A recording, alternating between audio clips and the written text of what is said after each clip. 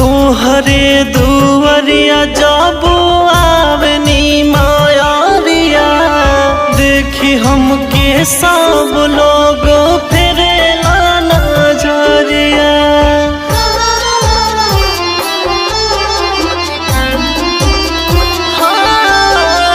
तोहरे दुआरिया जब आवनी मायारिया, देखी हमके सब लोग फेरेला नजरिया।